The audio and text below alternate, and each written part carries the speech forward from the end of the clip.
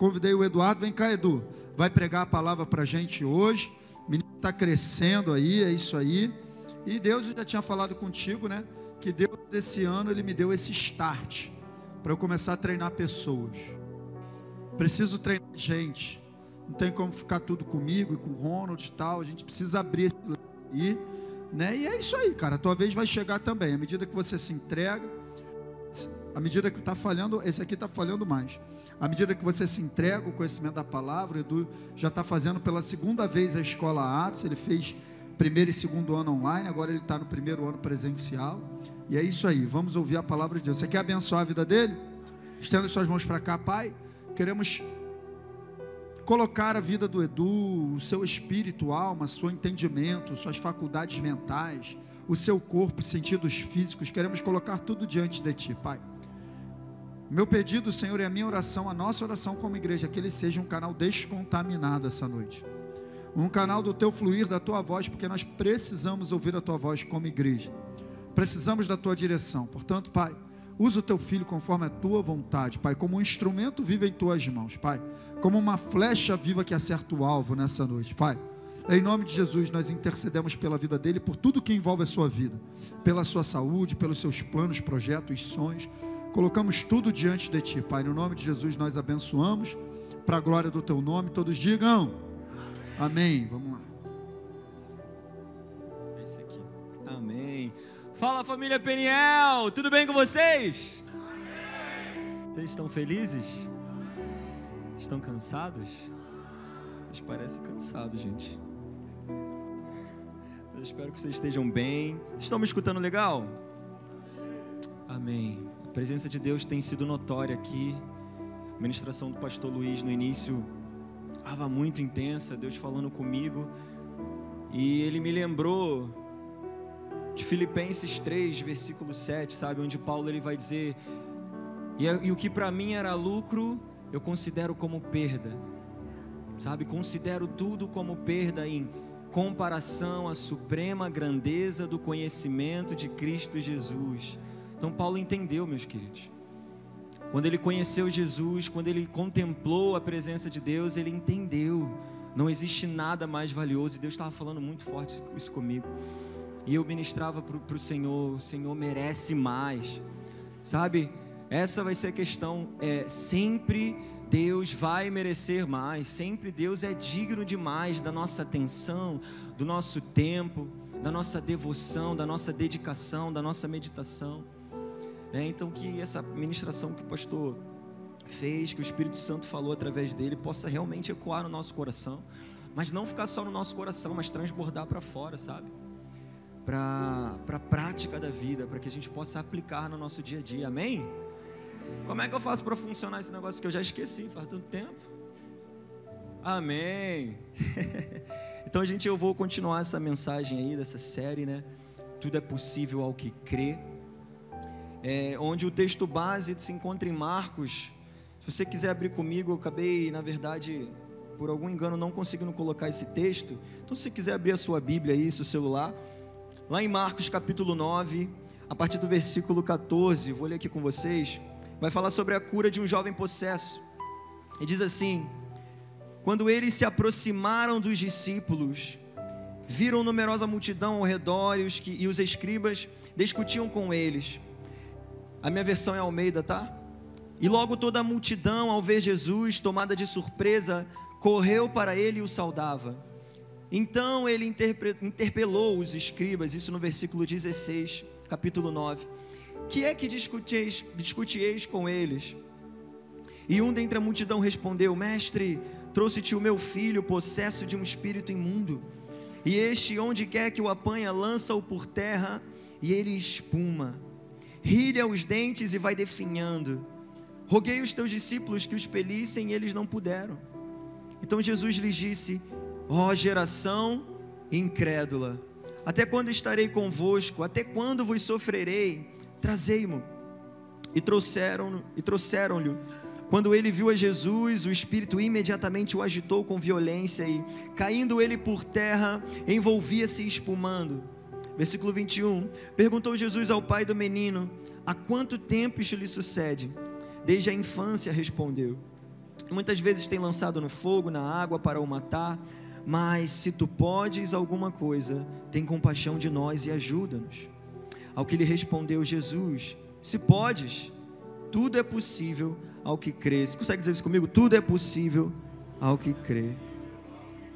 Amém. Mas fechando no 24, ele diz: e imediatamente o pai do menino exclamou com lágrimas: eu creio, ajuda-me na minha incredulidade.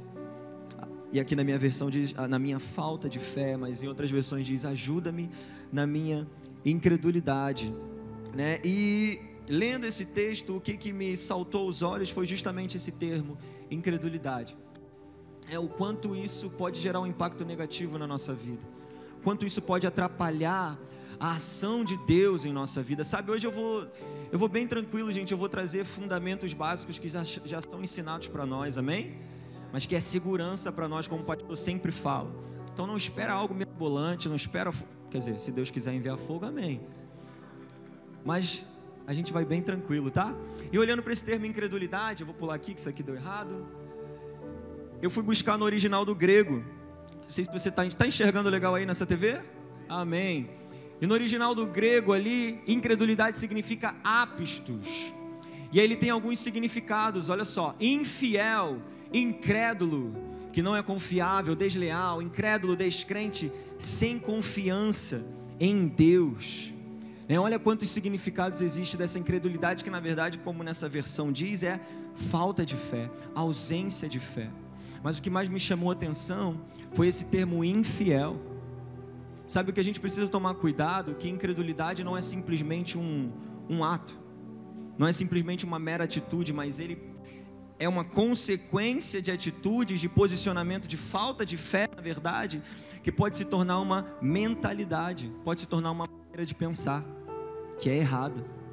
E aí eu digo aqui, nós podemos ver que incredulidade pode se tornar uma maneira errada de viver, uma maneira infiel a Deus e a tudo aquilo que a sua palavra afirma, porque uma vez que eu vejo essa verdade, eu contemplo a palavra do Senhor, mas eu não exerço crença nela, na verdade eu estou indo rumo ao contrário.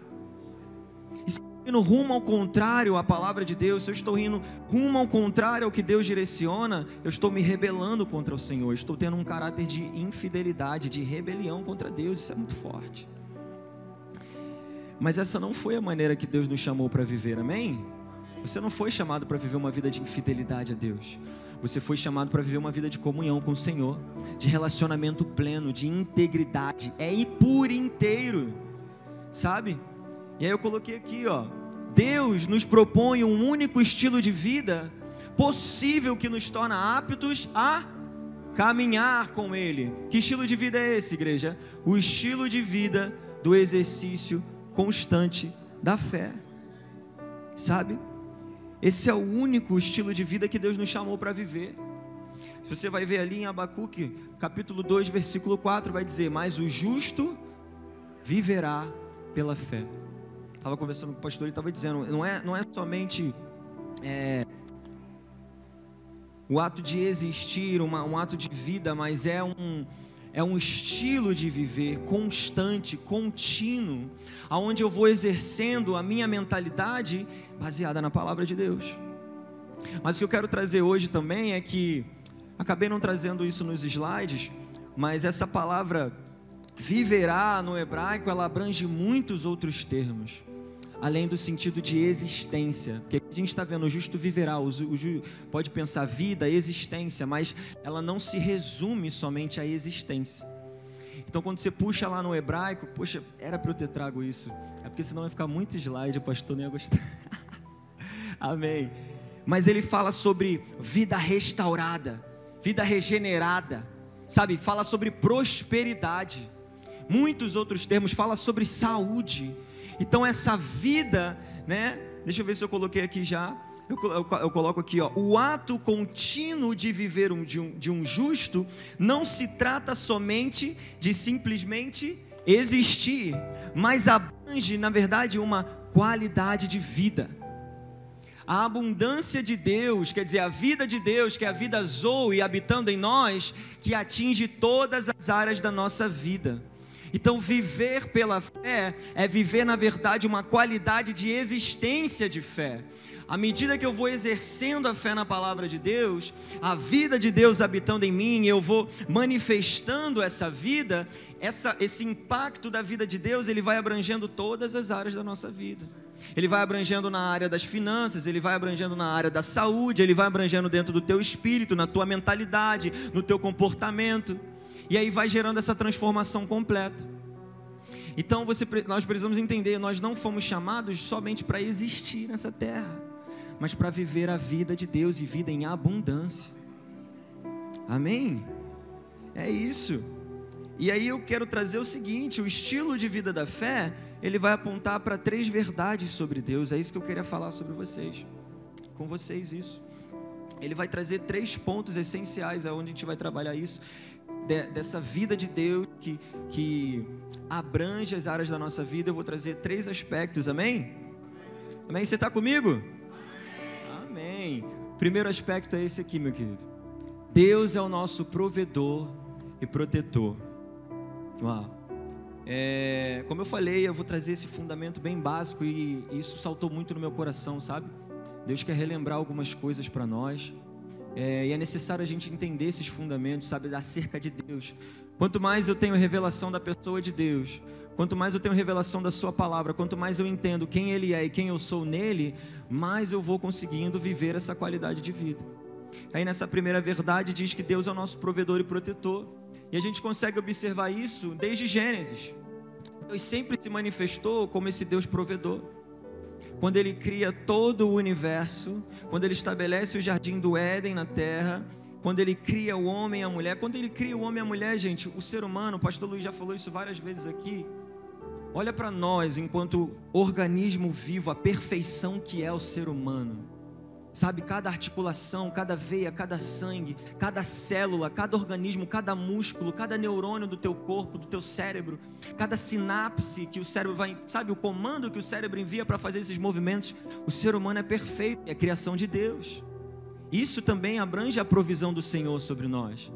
Então, quando Ele cria a humanidade, Ele já estabelece isso, essa providência, provendo tudo o que era necessário para que eu e você pudesse estar vivos, amém?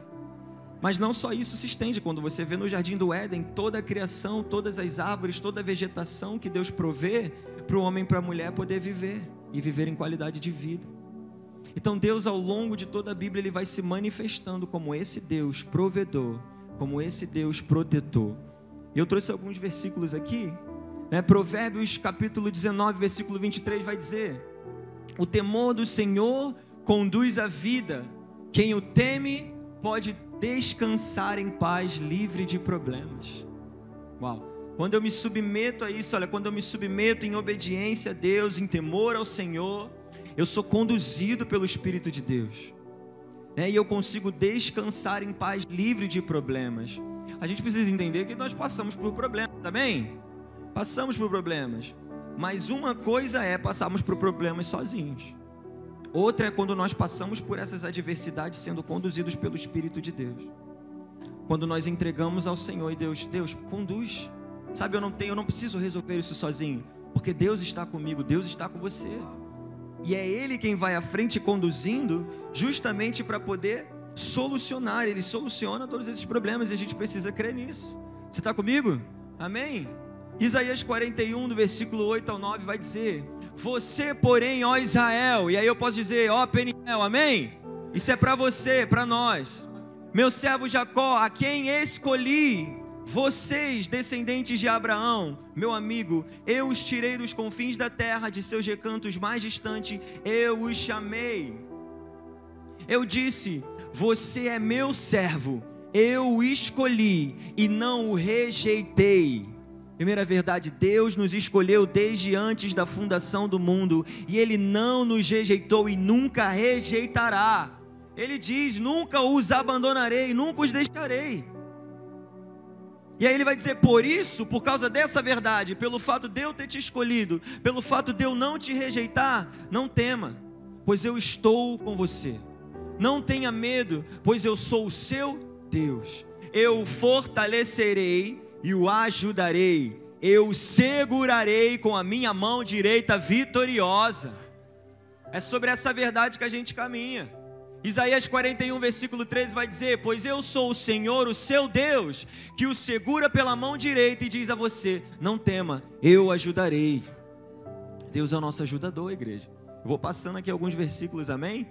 Salmos 121, do versículo 5 ao 8, vai dizer assim: o Senhor é o seu, como sombra que o protege, Ele está à sua direita, de dia o sol não o ferirá, nem a lua de noite.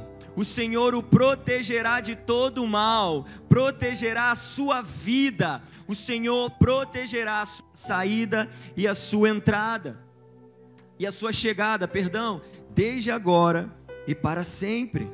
Amém. Salmos 141, versículo 20, na primeira parte vai dizer: o Senhor cuida de todos os que o amam. Amém. E o Provérbios 3:26 vai dizer: pois o Senhor será a sua segurança e o impedirá de cair em armadilha. Exatamente.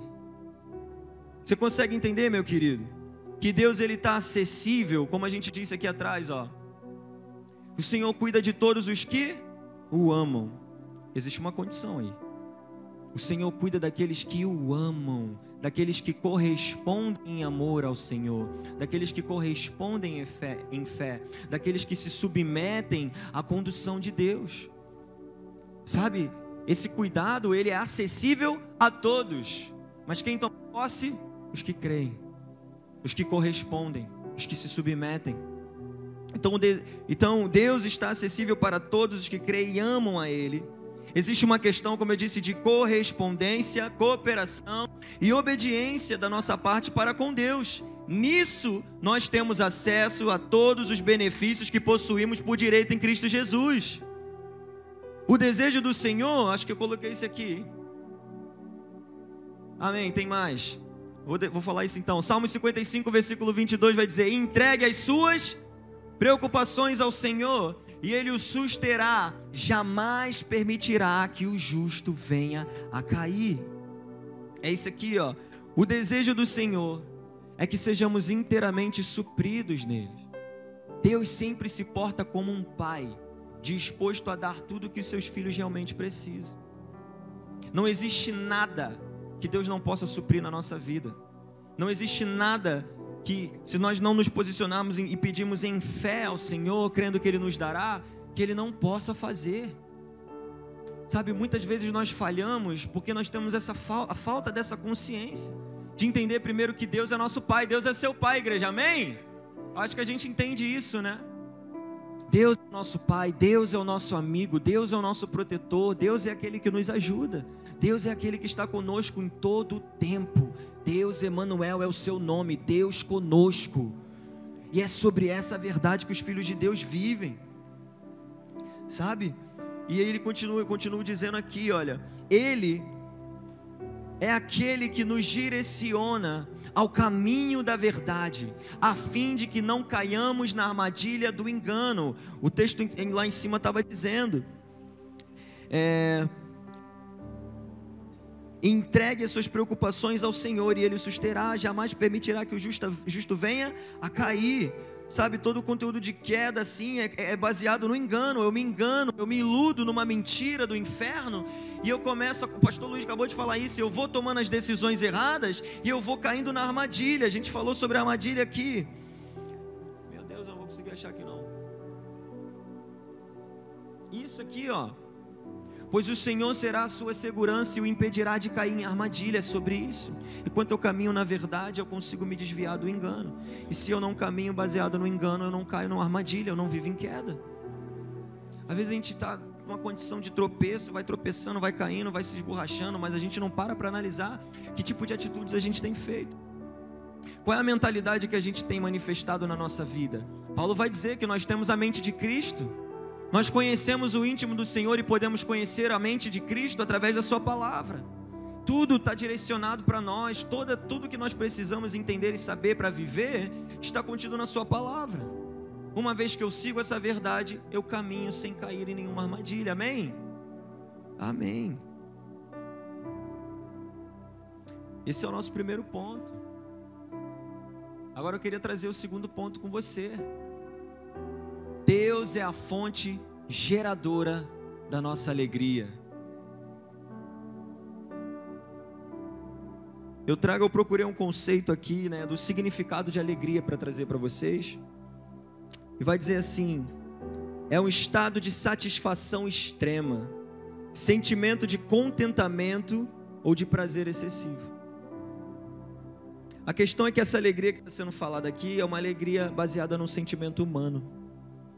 Eu afirmo assim: o mundo, ele se baseia numa alegria humana, firmada em prazeres humanos, gerados por situações naturais, que são passageiras e frágeis.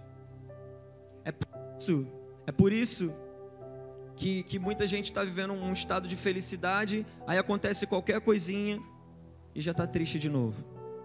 E aí vive sendo conduzido para uma mentalidade de tristeza, sabe? Fica nessa variável, fica variando toda hora. Por quê? Porque é uma alegria que é baseada em sentimento humano, em prazer humano, em circunstâncias naturais que são frágeis, que são passageiras, que são instáveis.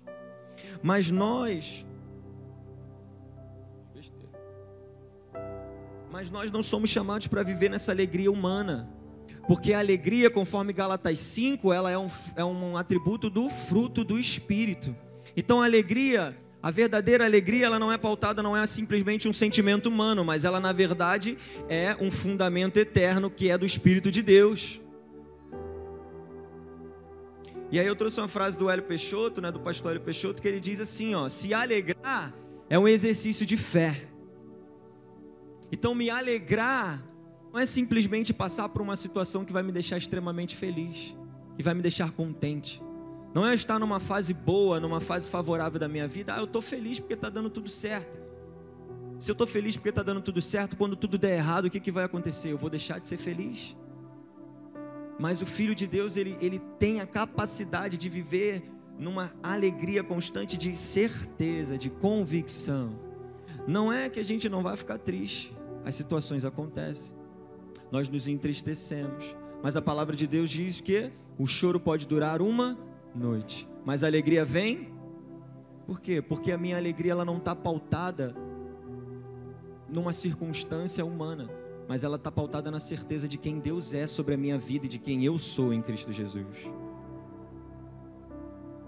Filipenses 4, versículo 4 vai dizer: alegrem-se sempre. Aí eu coloquei aqui, ó, é um exercício constante.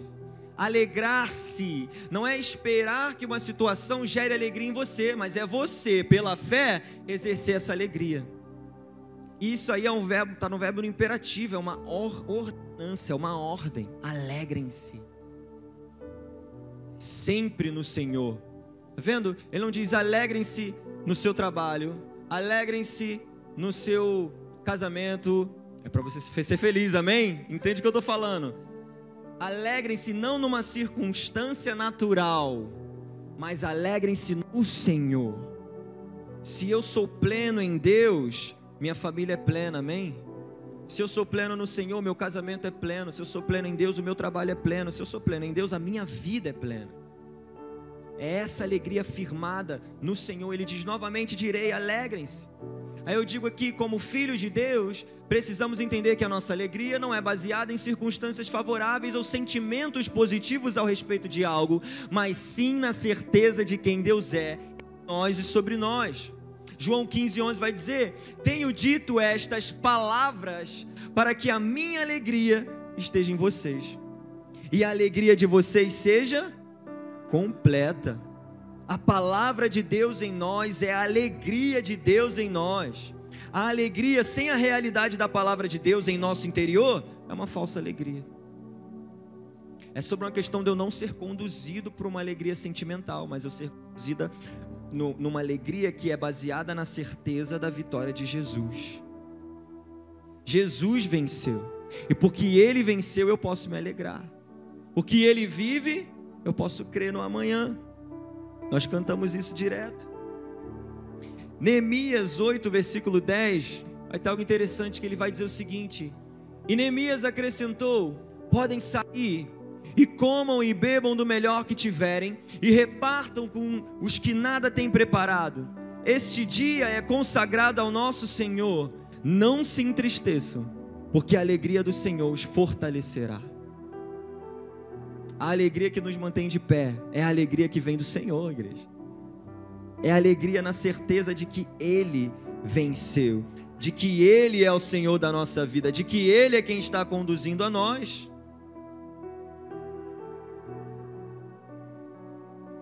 Salmos 16, do versículo 8 ao 9, vai dizer assim, ó: sempre tenho o Senhor diante de mim, com Ele à minha direita, não serei abalado.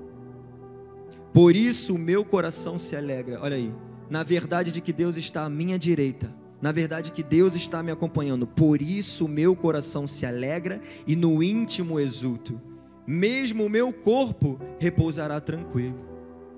Diante das circunstâncias difíceis que nós passamos, nós podemos repousar tranquilo, podemos repousar em paz, porque nós baseamos na certeza de que o Senhor está do nosso lado, de que o Senhor está nos acompanhando, de que não somente do lado, mas Ele está indo à frente conosco. Amém? Você está feliz, querido?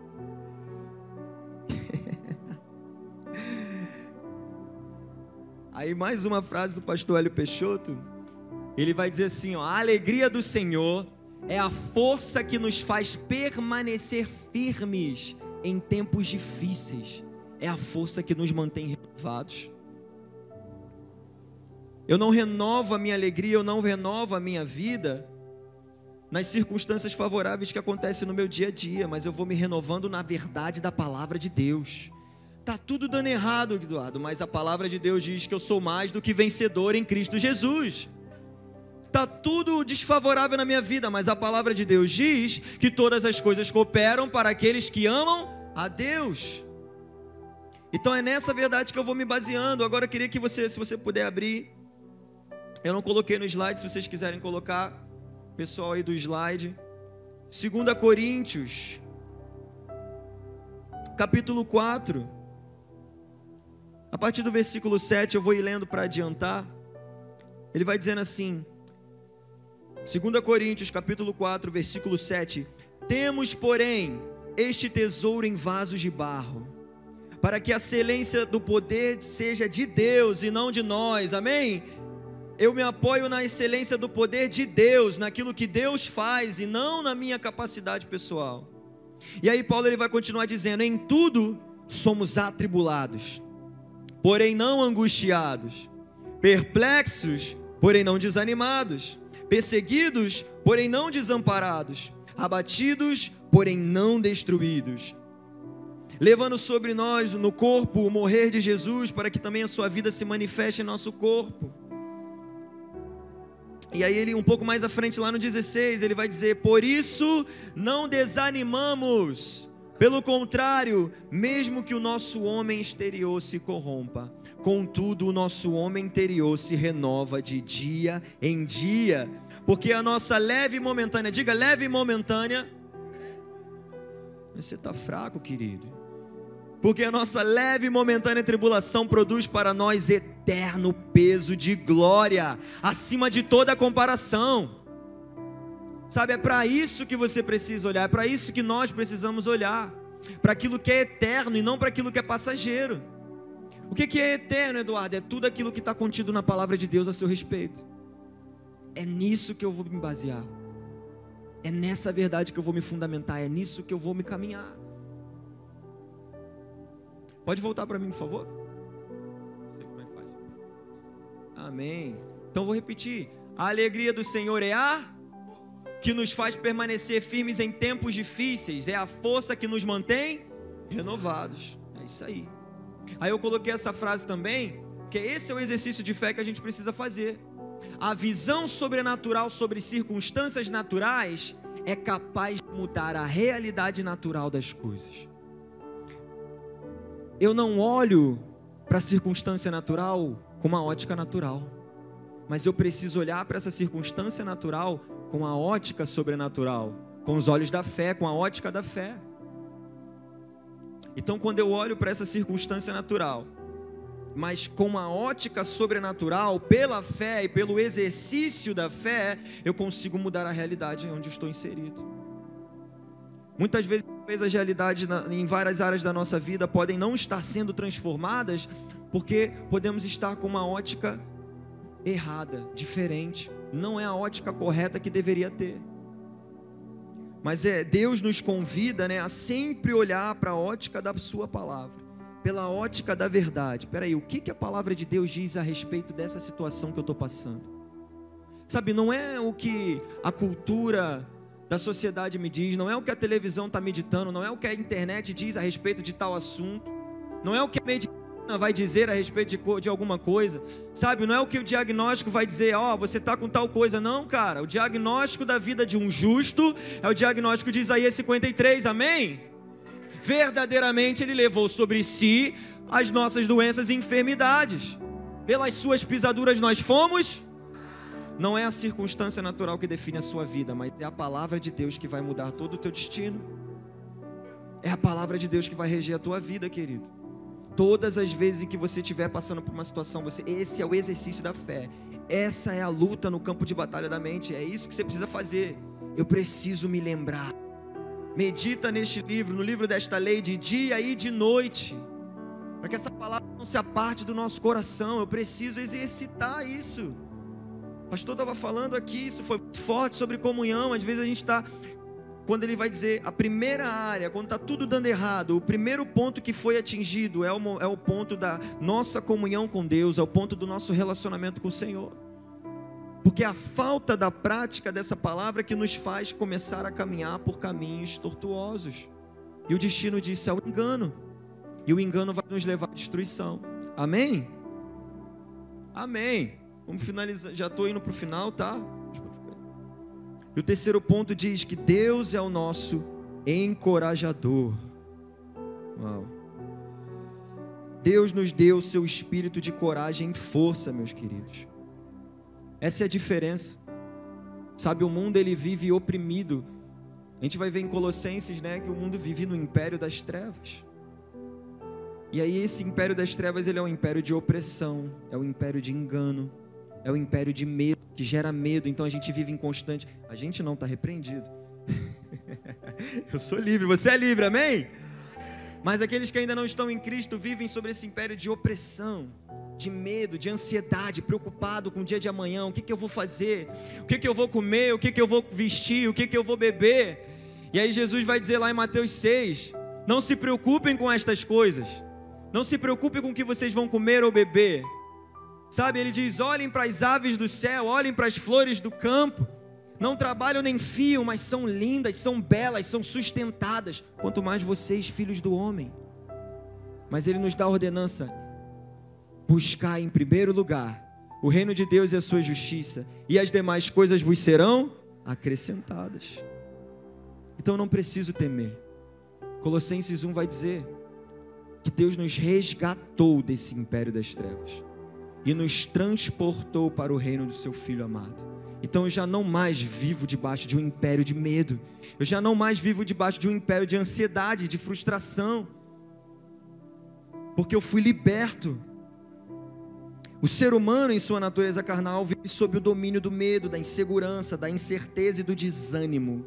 Mas Cristo nos libertou do império das trevas, é o que eu já disse aqui, nos resgatou para o reino do seu amor, nos livrando de todos os fardos que nos impedem de avançar em ousadia.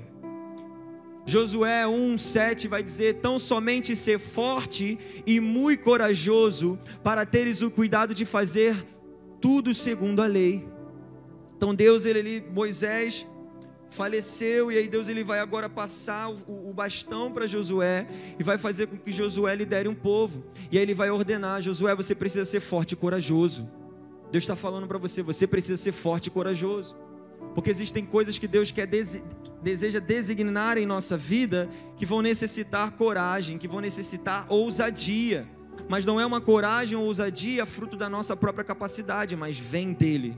Porque se Deus disse, tão somente ser forte e muito corajoso para teres o cuidado, depois ele vai dizendo que eu vou te acompanhar, ninguém vai conseguir resistir contra você.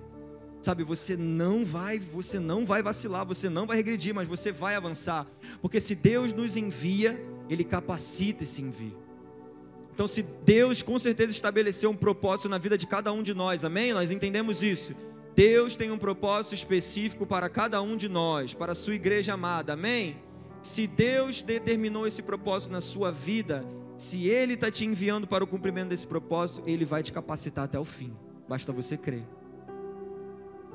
É necessário coragem e força para se cumprir a vontade de Deus, mas essa coragem não é um atributo da natureza humana, e sim do Espírito Santo.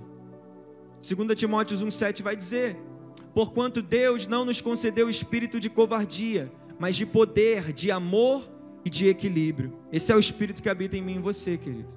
Não é um espírito de covardia, não é um espírito de medo, não é um espírito que regride, mas é um espírito que avança de glória em glória, de fé em fé.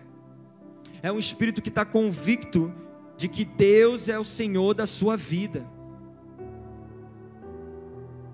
2 Crônicas, no capítulo 32, versículo 6, vai dizer o seguinte: nomeou sobre o povo oficiais militares e os reuniu na praça, junto à porta da cidade, animando-os com essas palavras. 32:7, sejam fortes e corajosos, não tenham medo e nem desanimem, por causa do rei da Assíria e do seu enorme exército. Então eles estavam num contexto de guerra, o exército de Israel contra o exército do rei da Síria, né? E olha isso, e do seu enorme exército. Então era um exército que era poderoso, muito mais poderoso que Israel. É um exército que tinha uma capacidade militar muito mais avançada, provavelmente. E Israel não tinha essa preparação militar suficiente para poder combater de forma natural, não é? Mas aí ele vai dizendo, é Ezequias quem está falando isso: não se desanimem não tenham medo por causa desse rei e do seu exército, pois conosco está um poder maior do que o que está com ele. Com ele está somente o poder, mas conosco está o Senhor, o nosso Deus, para nos ajudar e para travar as nossas batalhas. É exatamente isso. Conosco está o Senhor Deus Todo-Poderoso, amém, igreja? É isso.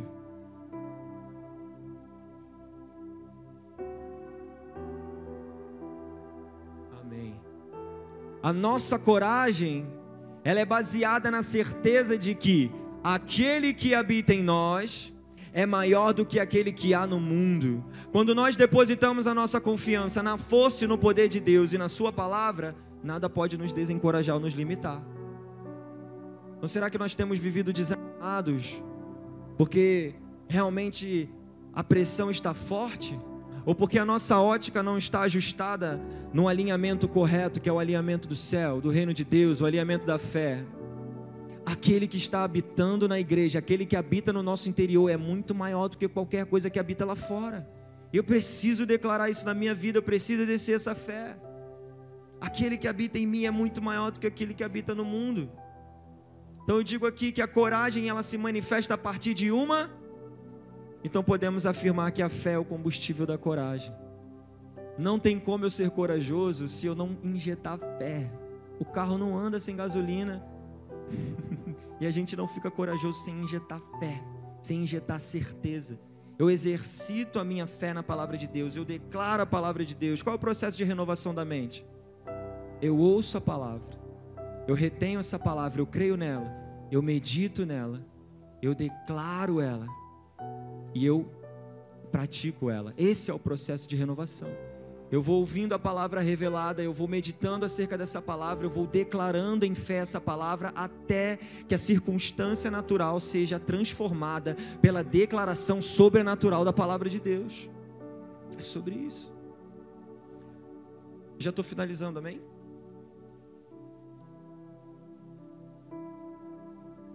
A palavra de Deus diz que nós somos salvos, justificados e perdoados, que nós somos filhos, que somos fortes e corajosos, que somos vencedores em Cristo e que estamos assentados nas regiões celestiais, juntamente com Deus. Amigo, é isso que eu preciso declarar em todo tempo. Sabe, a coragem, ela é gerada quando eu tenho certeza de algo. Essas verdades, elas são geradas no meu interior quando eu deposito certeza nisso, quando eu deposito fé nisso, quando eu vou declarando isso na minha vida. Se eu tenho certeza de que eu não serei prejudicado, eu avanço em fé. Mas se eu não tenho certeza, no lugar da coragem vai entrar o medo. E até o Giovanni fez essa analogia, o nosso pastor também já fez. A criança, né, quando ela tem tanta confiança no pai, ela vai pular. O Giovanni, vou até repetir o exemplo que o Giovanni trouxe da outra vez, né, quando ele lança o filho dele no ar e pega, e é só risada. Por quê? Porque ele confia que o pai vai pegar. Eu vivo debaixo de uma proteção, debaixo de um cuidado. Eu vivo exercitando a alegria, mesmo nos tempos difíceis de passar. Eu vivo exercitando a minha coragem no Senhor, não porque existe alguma capacidade em mim, mas porque eu sei que o meu Pai cuida de mim, porque eu sei que o meu Deus está comigo, porque eu sei que Ele é fiel, porque eu sei de mim. E é nisso que eu vou me baseando. Eu preciso trocar a minha mentalidade, eu preciso trocar a ótica da fé. Porque eu não posso viver num constante desânimo, gente. Momentos de tristeza, momentos de desânimo são normais na nossa vida. Mas eu não posso ser conduzido por esse desânimo. Porque fé e desânimo não participam do mesmo espírito. Se você for observar um dos significados de desânimo, ele significa prostração. Se prostrar, na verdade, então, é desistir de tomar posse da realidade da palavra de Deus, retrocedendo naquilo que o Senhor tem reservado para nós. Mas Deus não é Deus daqueles que retrocedem, amém? Deus é Deus daqueles que avançam. Queria que você repetisse isso de novo comigo, para que isso pudesse entrar no teu interior, amém? Vamos lá, em 3, 1, 2, 3 e... A palavra de Deus diz que somos salvos, justificados e perdoados, que somos filhos, que somos fortes e corajosos, que somos vencedores em Cristo e que estamos assentados nas regiões celestiais juntamente com Deus. Amém. Acredito que seja o último slide. Eu queria que você guardasse isso no seu coração, querido. Deus nos chama para viver o estilo de vida do exercício constante da fé. A única maneira de viver que agrada a Deus, a única maneira de andar em concordância com o Senhor é o estilo de vida da fé. Sabe, eu queria que você já se colocasse de pé, nós pudéssemos orar ao Senhor. Você guardasse isso no coração, como eu te falei, muito simples, mas se você pega essa verdade, se você começa a renovar a sua mente com essas verdades que foram ditas, o fundamento que nos mantém de pé. Eu sou cuidado por Deus, eu sou protegido pelo Senhor. A alegria do Senhor é a minha força.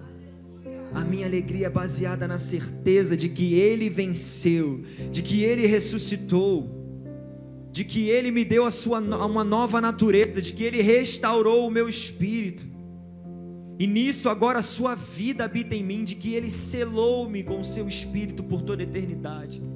Eu não sou o que o mundo diz que eu sou, eu não sou o que as circunstâncias naturais dizem que eu sou, eu não sou o que um diagnóstico médico diz que eu sou, eu não sou isso, eu sou o que a palavra de Deus diz que eu sou, queridos. Eu sou o que Deus diz para mim todos os dias. Eu sou filho amado, eu não sou escravo do medo, eu não sou refém de uma opressão maligna, eu sou verdadeiramente livre, porque para a liberdade que Ele vos chamou, Cristo verdadeiramente nos libertou, nos chamou para a liberdade, amém? Amém. Ah, Senhor, eu queria orar, Pai, por a igreja, que o Senhor possa confirmar essa palavra, Jesus. Que o Senhor possa confirmar esse entendimento, Pai, de que o Senhor é Deus Emanuel, está conosco, Pai, de que o Senhor nos cuida em todo o tempo, de que fomos chamados para viver esse estilo constante da fé, exercitando dia após dia a Sua palavra, Pai, de que fomos chamados para a Sua comunhão, Pai, para uma comunhão constante e eterna no Senhor, Pai. Eu não temerei mal algum, mesmo que eu ande no vale de sombra da morte, eu não temerei mal algum, porque eu sei que o Senhor estará comigo, porque o Senhor é o meu pastor e a sua vara e seu cajado me consolam. Senhor, nós confiamos em Ti verdadeiramente, Pai. Depositamos os nossos corações ao Senhor, Jesus. Depositamos todo fardo pesado em Ti, Pai, porque nós temos a certeza de que o Senhor cuida de nós, Pai. Aleluia, Jesus, nós te agradecemos, Pai, nós te agradecemos, nós te agradecemos. Comece a liberar palavras de gratidão ao Senhor. Concentra nele, concentra no que o Espírito está fazendo no nosso interior, confirmando essas palavras. Começa a liberar para Ele. Eu tenho um Deus que não vai deixar